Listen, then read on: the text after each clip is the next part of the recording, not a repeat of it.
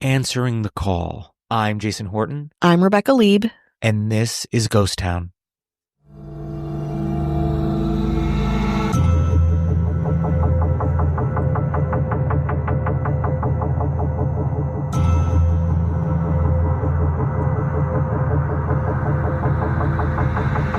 On February 8th and 9th, 1993, 27-year-old Air Force Captain Gary Sudbrink would receive 4 disturbing phone calls while visiting his parents' home in Long Island, New York. The caller on the other end would speak in a strange mechanical voice and made a number of weird statements, alluding to the night sky, conspiracies, and even Gary being impersonated by someone else.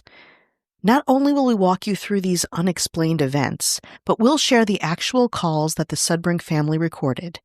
In this still unsolved, extremely terrifying case, we're calling The Mystery of Gary Sudbrink. But the case doesn't start with Gary Sudbrink's visit home in 1993. It actually begins about a year earlier, during one of Gary's last trips back home to Long Island. It was then that his brother Stephen recalled seeing someone driving alongside him on the highway, in a vehicle similar to the one that Gary drove where he lived, back in San Antonio, Texas. Stephen, Gary's own brother, thought that it was Gary and tried to get his attention.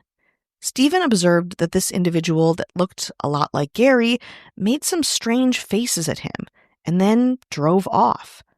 Oddly enough, Stephen was off to meet Gary, his brother, at a friend's wedding, and when they convened at the event, Stephen asked Gary what was going on in the car. Gary, confused, had no idea what Stephen was talking about. At the time of the car sighting, Gary had been present at the wedding and hadn't driven himself there in the first place. Fast forward to 1993, when Gary is at the airport in Texas, ready to fly home again to see his family in Long Island. In the airport, he's approached by a man with a clipboard who asked him details like his name, where he was going, and some other personal information. As Gary tells it, he assumed the guy was like a salesman or something, so he just answered the man's questions in anticipation of his flight. However, after boarding his connecting flight, a different flight, according to an interview Gary had with the podcast Paranormal Brew, he was approached by another guy with a clipboard who sat down in the seat next to him and asked him some similar questions before moving to his assigned seat. Gary wouldn't see that man again either, but it was strange enough that he called his landlord in San Antonio to tell him to keep an eye on his apartment while he was away. So that's the, admittedly, extremely creepy context for the calls to come. Another thing you should know is that Gary was surprising his family with his visit home. Nobody knew he was on his way. Nobody. So Gary arrived at his parents' home the first weekend of February, and like you might, around 10:30 p.m., Gary decided to call one of his old buddies, Mike, to see if he wanted to hang out while he was in town. This is where the story starts to get even stranger. During this call, Mike told Gary that they had actually spoken to one another the day before, which Gary knew wasn't true, as he had no memory of connecting with Mike, and especially not telling him that he was back in Jersey. Gary, of course, thought that his friend Mike was joking, but Mike insisted that Gary had called him on the phone, claiming to have flown in through LaGuardia Airport and claiming to be getting over a cold. In reality, Gary had flown through JFK and did not have a cold, and had no idea who had actually called his friend. While Gary and Mike are trying to figure out what the hell was going on, another call comes into Gary's parents' landline. The call was so strange that it made Gary press record on a nearby answering machine to make sure that the call was documented. With his parents close by, Gary was confronted by a deep, mechanical voice. You'll hear Gary's mother pop in during the call and his father near the end. You'll hear that Gary at first thinks that it's perhaps another joke or misunderstanding, but later he gets very much disturbed and defensive. I'll tell you who it is. Oh, Yeah. Do you want to speak to him? but like there. Yeah, who's this? Steven? Are you playing games with me or what? Huh? Steven, if you're playing games, I'm going to kick your ass. So how long are you going to be? Impersonated by the other voice. Yeah, this is you, Steven, you idiot. You're pissing me off. You jerk. I'm going to get you on. Let's see what it says. Review. One new call out of area. Is Steven out of the area? Are you going to be back from Texas? Wait, say that again? You were being impersonated by the other voice. Wait, hold on. Is Steven out of the calling area or what? Wow. What do you mean you don't know? He's in Queens. Well, who are you talking? I don't know who the fuck I'm talking. Oh, Hello? here's Gary Sudbrink there.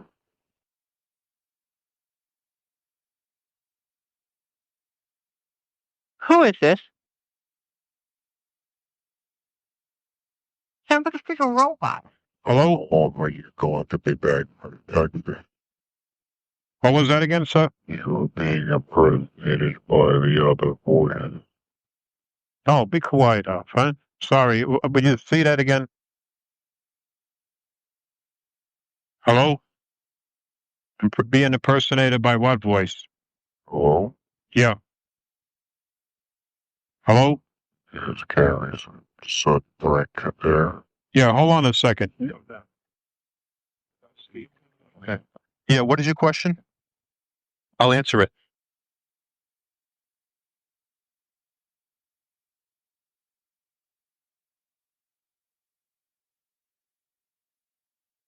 Impersonated by the other voice. Right. When am I coming back? Is that your question?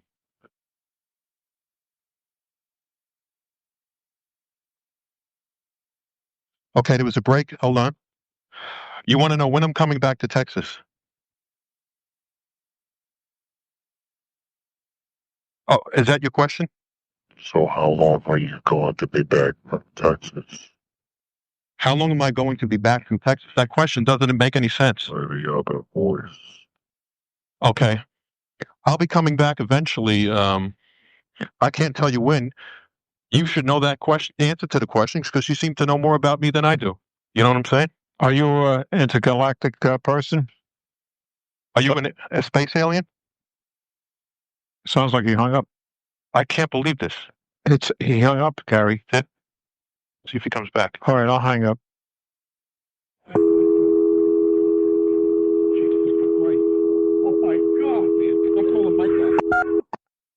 As you just heard, the voice on the phone feels strange, slowed down, disoriented, ominous, robotic, or even alien, like someone went hard on a voice manipulation program.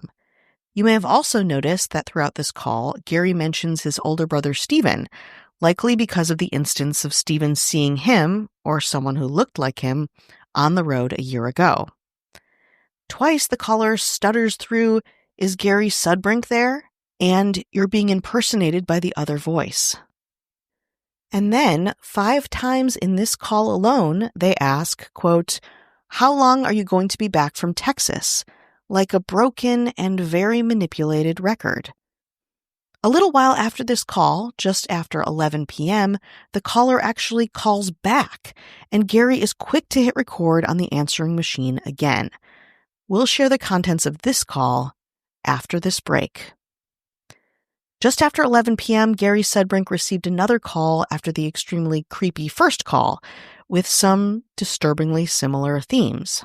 This call is a bit harder to make out because of the speaker's low volume. What is your question? Yes, speaking.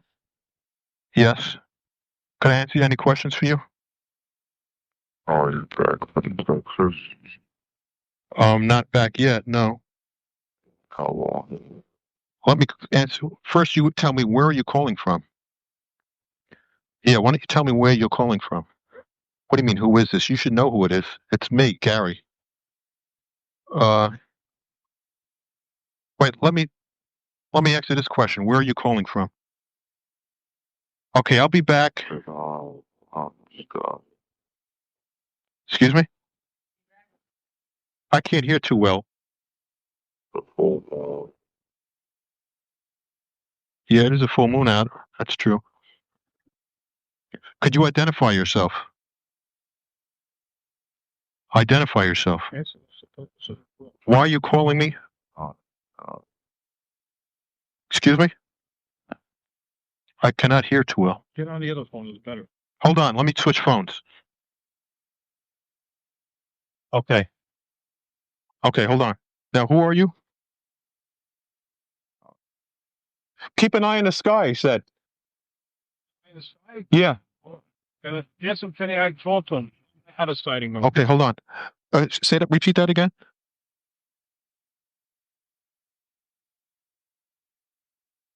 Please repeat. Okay. Near Orion. Near Orion. Holy mackerel. Tonight or guess on when? The full moon. They told So, Yeah. double for you.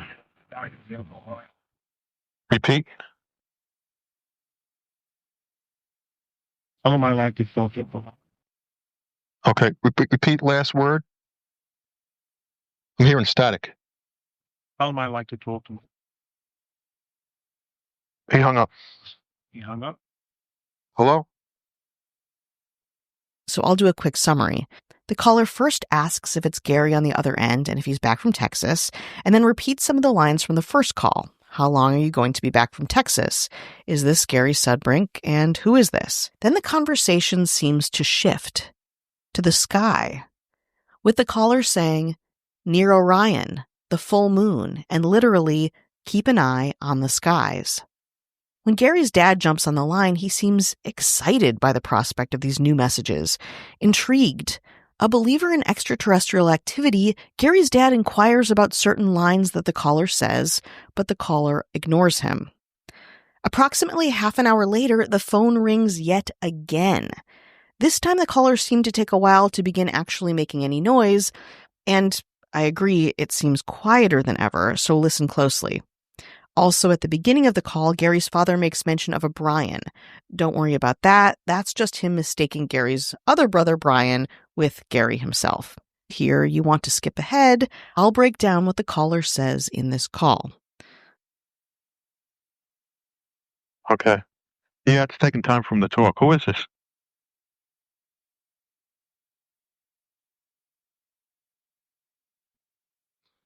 Stephen, this is not funny, you know. Brian, it's not Steven. What do you mean, Brian? I mean, Gary. How do I know it's not Stephen? It's not Steven. Hello? I had a UFO experience in West Virginia, which you probably know. And I know that you're into an intergalactic person. Can you speak a little louder? Sir? Can you speak a little louder? Louder? Let me speak to him, Dad. I guess I don't know what his. All right, I'll hang up so you can talk to me. He wants to talk to you. Okay. Hello, can I help you? Hello. Yes. Gary Sudbrink. Yes, that's me.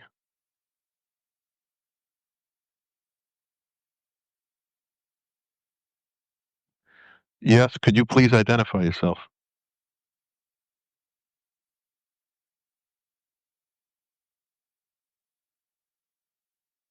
Identify.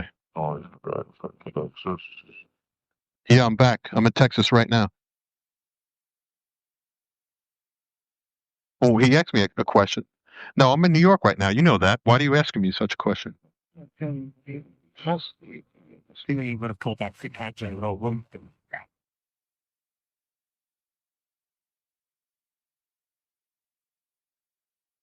Yes.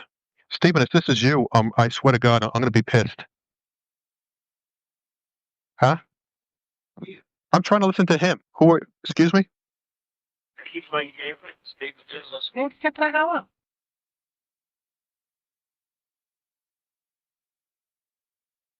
Okay. Eventually, I'll be back from Texas. Could you speak more? Please speak more. I guess it's not Stephen. I believe it because I'm getting static. Steven did not raise 3 times. Let me go on this phone because I can never hear on this phone. Hold on. Okay. Okay, please speak. Hello? Keep an eye on the sky. Okay. Should I go out right now? Right now? Okay, see, I'm not sure where Orion is now, but we'll go outside. Show double from him. It would show double from me. Repeat that again?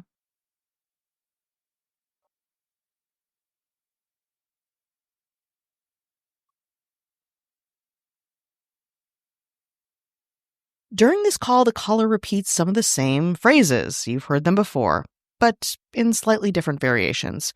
Is Gary Sudbrink there? Here is Gary Sudbrink. Is this Gary Sudbrink? They then repeat some of the same phrases from the prior two calls. Are you back from Texas? Keep an eye on the skies. Orion. The full moon. Show double from you. Gary's father is again intrigued by the call, seeming to believe that they were communicating with someone he refers to as a, quote, intergalactic person. This was the third and final call the Sudbrinks would receive that night. But the following night, around the same time, on Tuesday, February 9th, 1993, Gary Sudbrink gets another strange call. That evening, Gary's Uncle Tom had also come to visit Gary and hears the whole thing himself. He'll even pop in the call for a bit. Yes, this is me. Can I speak to you? Can I ask why you're... Yes, can I ask why you're calling?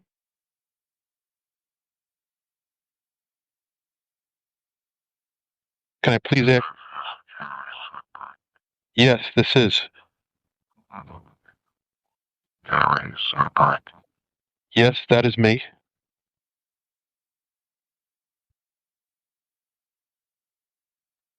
This planet. Say that again?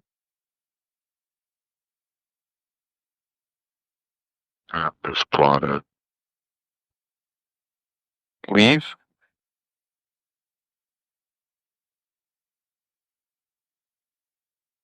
We come I'm staying right here. to be within this planet. Is this a joke or what?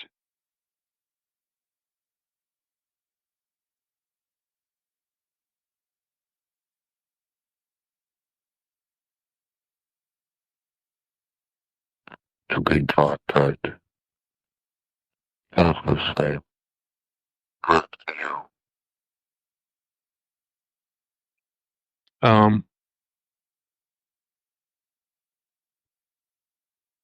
I have to think about that. I'd like to see you. The many. To be contacted. As the same with you. Hey, let me tell you something. I've been listening to you, and I've had contacts with you. Where government interference. Government interference? You have? Please explain what type of interference.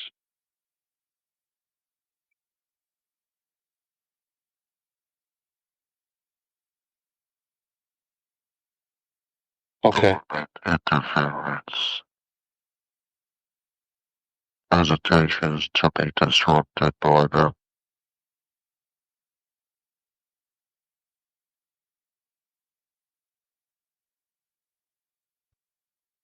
This final rides well. Dark side of world. Hell. The sun will rise from the dark side of the moon. Okay, what branch of the government?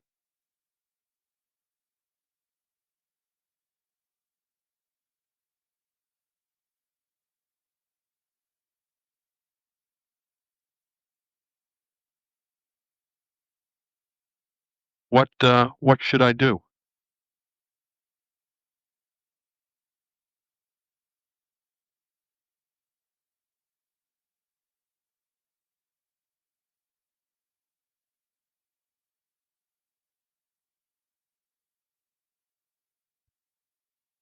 Visitations to be disrupted by them. Okay. Is that good for me or bad? They hung up. Yeah. This phone call, the longest of the bunch, features some of the strangest comments and questions yet from the mysterious individual on the other end of the line. I want to apologize again about the softness of these calls. First, the caller begins by saying some similar statements to those, again, from the night before. Is Gary Sudbrink there? Is this Gary Sudbrink? Gary Sudbrink. But then the caller starts leaning into some of the extraterrestrial rhetoric. We come to be within this planet. In this planet, we come to be within this planet, to visit the many, to be contacted as the same with you. As soon as Gary's uncle pops on the line, the caller says, beware, government interference. Beware, government interference. Visitations to be disrupted by them. Then phrases like, the sun will rise on, dark side of the moon, world, no, on the moon, show double from you. Beware, government interference. Visitations to be disrupted by them. And then that's it. No more calls, no more interactions, nothing. Gary goes back to San Antonio and never hears from the mysterious caller again. So what the hell happened? Gary Sudbrink himself believes he was being doppelgangered, that somebody or some entity created a double of him for a brief period of time. In an interview, he references the books Mothman Prophecies and Skinwalker Ranch, where a double was made of a human through paranormal or extraterrestrial energy. Which leads me to the theory that is most out there. That Sudbrink was being contacted by aliens, who were somehow trying to connect with him and use some kind of technology to create a double of him for whatever reason. Then there's, of course, the more grounded conspiracy, oxymoronic, I suppose, as well, that the government was trying to get a hold of him or scare him somehow for whatever reason. Silence? I'm not sure. The alternative to all of this, of course, is that it's a prank or a hoax of some sort by a friend, family member, or Gary himself. Throughout the call, Gary believes that his brother Stephen is messing with him. After all, Stephen is the person who told Gary the year beforehand about the weird doppelganger that he saw on the road. An elaborate joke to freak his brother out seems certainly possible. It's also worth pointing out that Gary's father was very into UFOs and paranormal culture. According to my research, in 1992, he was part of a Long Island UFO group and was enthusiastic about the idea of alien contact, which you can hear in the calls. Maybe Gary's own father was pulling a prank to convince Gary that aliens do exist.